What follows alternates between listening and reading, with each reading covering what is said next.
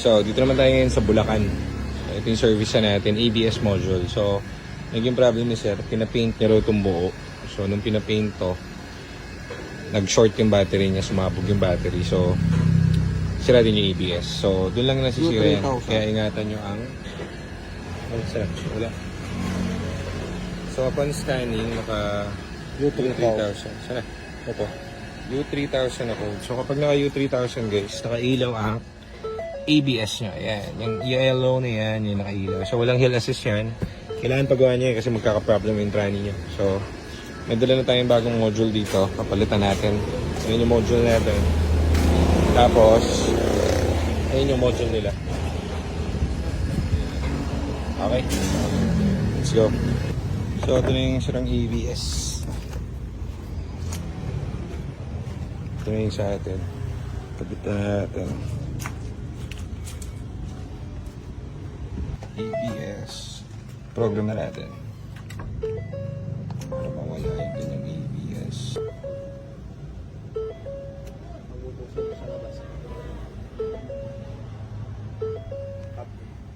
Kaya inipin ko yung mga kable dito. Napagalaman ko nung ginagawa ko to. Ang sabi ko, hindi naman sila yung door lock ha. Wala ko.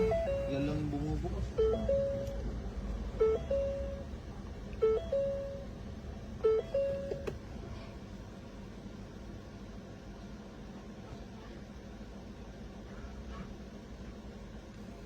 Pas na. Moment of truth.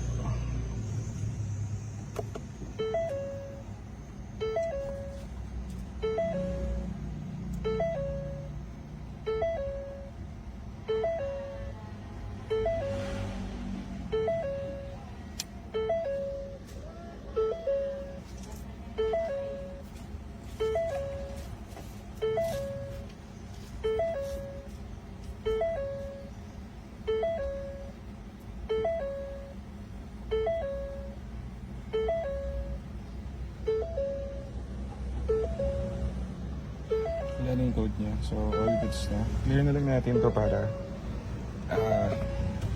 yung iba pang sira, mawala. Para magamit na nung may-ari. So, check tayo.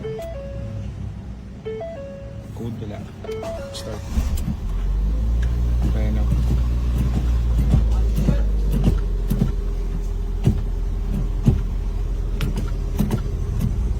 Okay, goods.